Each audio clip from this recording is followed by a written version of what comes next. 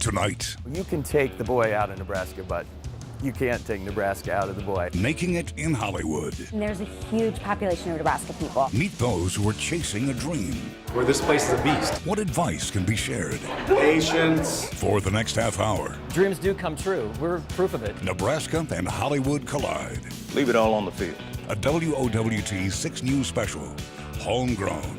Here now, Brian Mastre. Good evening. I'm Brian Mastre, coming to you from Southern California tonight. As we grow up, we're often told to dream big. And for many people, that definition is making it here in Hollywood. Tonight, we'll talk to some Nebraskans who now call Los Angeles home. Is there a secret to their success?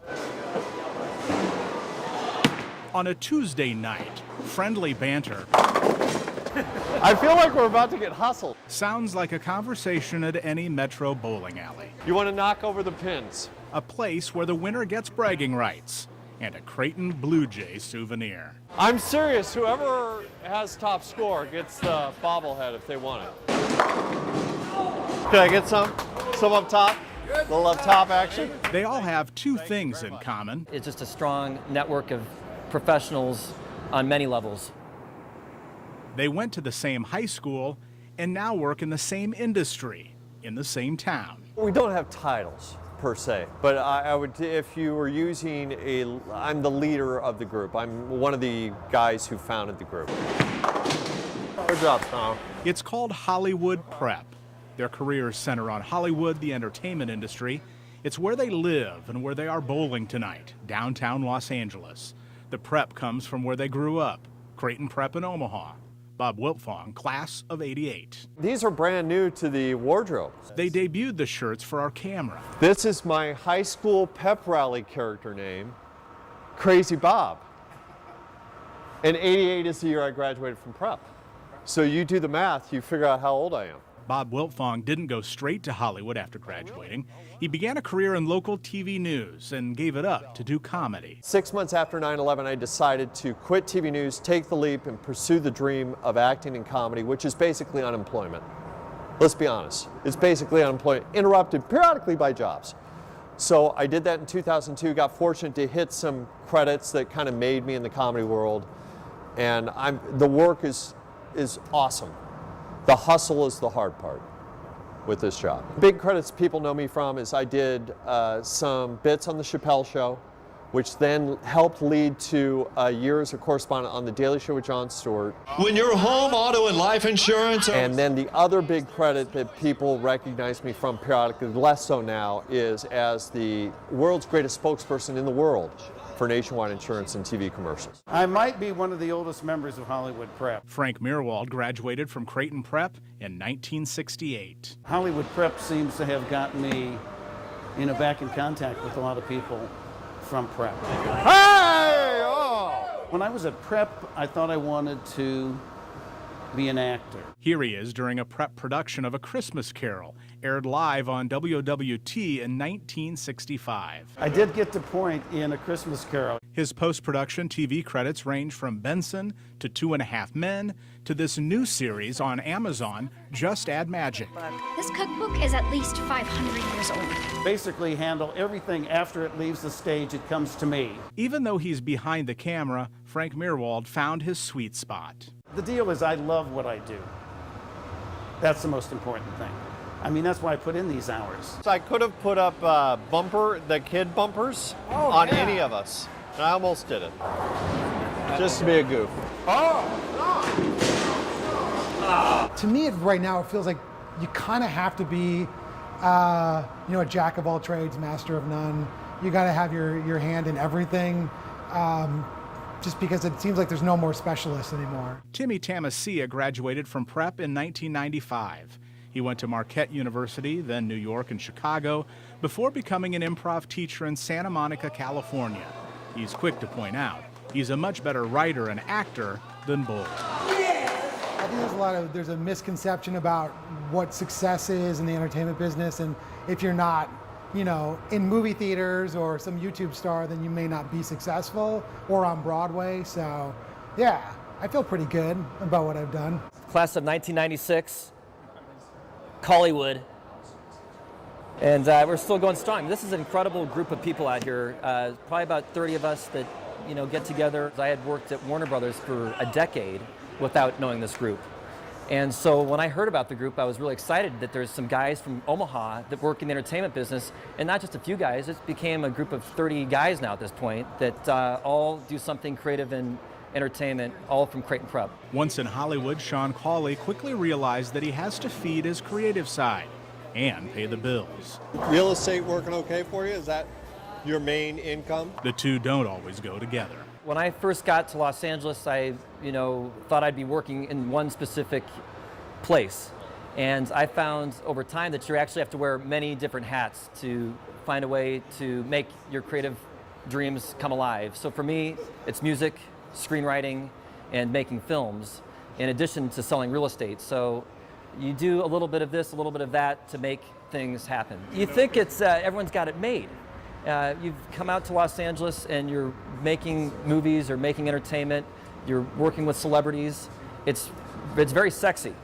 And truthfully, it is a sexy business to be involved in, but at the end of the day, I think you really have got to be somebody who's just going to be pushing and pushing to do more and more. I do shows at the Groundlings in Los Angeles. Scott Biener graduated from prep in 1991. He came to Hollywood 9 years later. I think there's people that are quick enough in real life that they sort of get their yayas just making people laugh in life.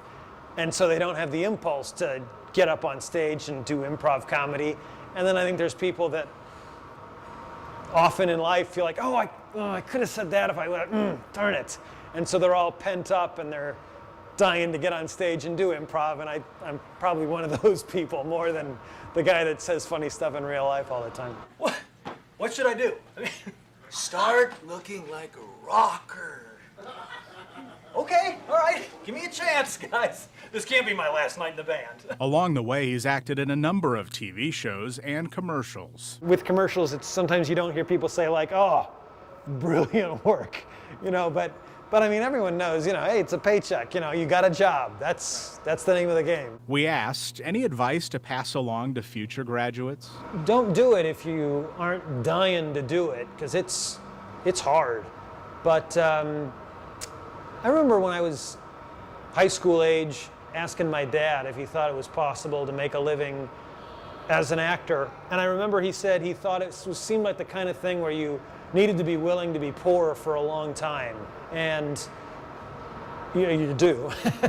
but doing it, having pursued it this long, I can tell you, just don't quit, because everybody quits. And if everybody quits and you don't quit, eventually you get the job. I mean, I've gotten some jobs, and sometimes that's why. It's because, you're still here. Look at this guy! Hollywood prep. At the very least, it's a comfortable sounding board for those who ventured 1,500 miles from home to pursue a dream. Well, you never make it. That's just it. You never fully make it because you always want more. I think if you are out here as an entrepreneur in Los Angeles, you're always striving for more. And I gotta tell you, this is exactly why this group exists, because we're all pushing each other to just be our very best. Yes and no, I've made it. Yes, I've hit with some credits that most people would say, okay, you made it. Like, I became a known quantity in Hollywood to a certain degree. I have a brand. I got paid enough that I made a living for a while as just nothing more than an actor. And as an actor, that is success. So I've had that twice in my career. Most people are lucky to get once. That's how hard it is. So yes, I've made it in a way, but on the other hand, I haven't made it because I just took a job as a barista at Starbucks, Brian. That's where I'm at. So, I'm just trying to make ends meet. I am trying to position myself so I don't have to take the bobblehead home. And he didn't. Game face for Biener. Scott Biener took home the Blue Jay, another piece of Nebraska living in Hollywood. Coming up, how working in Hollywood doesn't necessarily mean you have to live here. There's two misconceptions that I always tell people when I talk to them. Plus, an Omaha man who spent a lot of time in the living rooms of college football fans this season. Hello, America. Larry Culpepper. How a West Side graduate's first name I was the worst waitress ever. played a role in landing a weekly TV show. A friend from Nebraska told me about it. And an inside look at one group helping generations of Nebraskans get a foot in the door of Hollywood. When Homegrown, a WOWT 6 News special, returns.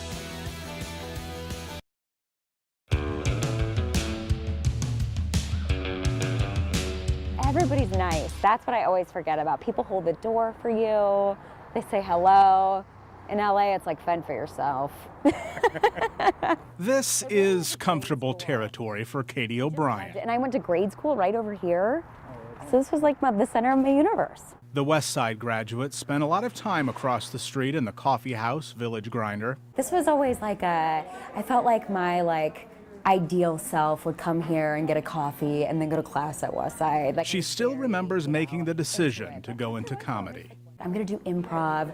I remember telling my parents, and it was like telling your parents that you want to do poetry. You can't just touch your best friend's crayons and expect everything to be okay. This year, the 27-year-old landed on TV with the show Teachers. I met there a bunch of other girls named Katie. So there's 6 of us, and we formed this comedy group called the Katydids, and we developed this web series called Teachers that is now a TV show. Teachers, with all 6 Katies taking part, airs on TV Land. One of the Katies, her name's actually Caitlin, was a Chicago public school teacher, and she would perform on the side, and she would just funnel all of these great stories to us. So I've been doing comedy for free for so long that I think my parents are like, oh my gosh, finally, she can support herself, this is great. So I think it was a sigh of relief. Good thing too, because her side job as a waitress wasn't going well. I think I was demoted 3 times. I was demoted all the way to rolling up silverware was all they trusted me with. I was terrible. I was just thinking, I invented the playoff. I should be able to hand off the trophy to the winner of the national championship. The man who plays Larry Culpepper, Dr. Pepper spokesman, is Jim Connor, Creighton prep class of '78. Your QB has a noodle arm, your kicker's from a Pee-wee soccer team, but... Jim Connor was working the night we were in Los Angeles bowling. He normally gets to the Hollywood prep events. There are 2 ways of seeing the world. Ow. That's too bright. I asked him what it was about Omaha and Hollywood. Jim Connor told me, some of the best commercial actors working today have come out of Nebraska. It is because we grew up in Middle America, untainted by either coast. We know what it is to be a genuine, authentic person. We enjoy subtlety. We are humble. We work and play well with others. We gravitate towards LA because you can see the sky easily, like in Nebraska, and as opposed to New York City. I knew that Hollywood was probably the place people thought I should be, but I never felt like I had to be there because I felt like if you had the money and if you had the ability to finance film, the people are going to come to you. Tim Christian is the head of a film financing company based in Omaha. The biggest film that we've done to date, which is, Z for Zachariah. Night Fox Entertainment looks for projects already in the works, where investors' cash can help sharpen or complete a film. Film is now a business where you can really mitigate risk in terms of how you approach a deal. So, years ago, and even a lot of people still do it today, namely the studios, their model is, let me throw as much money as I can into a picture, and then I'll see where it ends up. And that's risky. So our model is to look at films that are, budgets of under $10 million. We still have A-list cast, we still have distribution. I mean you no harm, man. My name's Caleb. There's 2 misconceptions that I always tell people when I talk to them. Number 1 is that you need $25 million to do a movie, to do a good movie. That's not true. The second myth is that you have to have a film that shows up in theaters all around the country in order to have a successful film.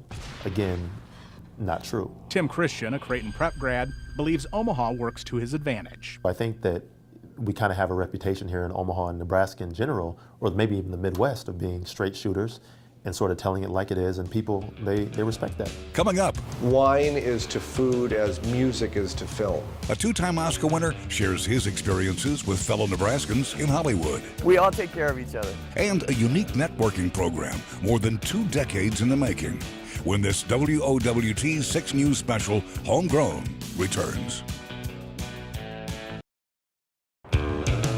It's only appropriate that the Culver Hotel in Culver City, California, built by Nebraska native Harry Culver 92 years ago, has entertained thousands of Nebraskans over the years. We call it the Hollywood Salon, and we meet on the second Monday every month. We've never missed in 20-some years. It's a fantastic event. In 1992, producer Todd Nelson founded Nebraska Coast Connection as a place for those back home wanting to break into showbiz to network, to get and give advice. All the time I realized nobody's ever asked for a resume, not once. And that's just not the way you get hired in Hollywood. It's always who you know. And at some point I'd met a lot of Nebraskans, but they didn't know each other. I thought, this has got to change. We could really do some work together if we pooled our resources. So they kid me that I'm the godfather of the Nebraska Mafia. I want to introduce our main guest of the evening, Mr. Alexander Payne. Every month, someone in the industry, often from Nebraska, shares their story. On this night, it's two-time Oscar winner from Omaha, Alexander Payne. It's my mother's favorite among my films. Like, I showed her Nebraska, and she goes, yeah, it's okay. Yeah, why can't you make more like Election? A Kearney, Nebraska man created the hit NBC show, The Blacklist. John Bokenkamp won a writing competition after his friend, Todd Nelson of Nebraska Coast Connection, urged him to do so. Since then, he's written for movies and television. It is a very interesting and different journey for a movie that would take 6 years to make, right? And maybe it gets made, maybe it doesn't get made, maybe there's a compromise away. And this, which just happens, and it's just, you got to get it done, and you got to just sort of go with your gut. It's clear the Nebraska Coast Connection is a slice of the Midwest tucked in the middle of Hollywood. I always like to tell people that when you're part of the group, you never go homeless. You don't need to live in your car. We will always find a couch somewhere for you, and you don't have to go hungry or lonely on Thanksgiving. We will embrace you with a warm, big red hug. So often you're at a party in Hollywood and everybody is talking about what they do, and here we're talking Husker sports, what our favorite flavor of Runza is. Here you have people who are in the same boat that you are, who are looking for work, are trying to make it. They're going to go through some bad times. They're going to go through some great times. And, you know, if you have each other's back, you're going to be there for each other. You may even get serenaded by one of Nebraska's stars. There is no place like Nebraska. Still ahead, Oscar winners who choose to live not in Hollywood, but in the Metro, when Homegrown, a WOWT 6 News special, returns. Welcome back to Homegrown. This broadcast wasn't meant to include everyone making a Hollywood connection from Nebraska. After all, there are many people having success, and we just can't fit them into a half-hour broadcast. Not to mention those who paved the way and are no longer with us. Acclaimed actor Marlon Brando spent his early years in Omaha. So did Fred Astaire, Dorothy McGuire, and Henry Fonda. And Johnny Carson's legacy can be spotted all over the state. There's so many greats from Nebraska. What is it about this small state in the middle of nowhere that provides all this wonderful talent to Hollywood and communication and news? And so what is it? What is it? I can't tell you. I really don't know, even after all this time, but I can tell you every month at the salons we have such talent in the room. And you know, the next generation, the next wave of the Henry Fondas and Marlon Brandos and all are on the way. Both Fonda and Brando won Academy Awards. And besides Alexander Payne, did you know 2 others are living in the Metro with Oscars? Mike Hill, who edited Apollo 13, and... It's pretty heavy. That's all right. My children have weighed it several times. I think they say they've come with the conclusion of 8 pounds. Mauro Fiore keeps his Oscar in his Elkhorn, Nebraska home. Mauro Fiore, cinematography for Avatar, 2009. Years ago, he met his wife, a costume designer, on a movie set. She's from Omaha. This was the last project I'd work on, a present from Denzel Washington. Most of his souvenirs are tucked away in the far corners of his house. It's just so funny because we like don't sort of like ritualize any of this stuff. Like, okay, this is what Dad does. No doubt Mauro Fiore is honored, especially doing what he knows, making movies. It's not really like a glamour thing or the reason why you do it. Whether it's in Nebraska or Hollywood or somewhere else.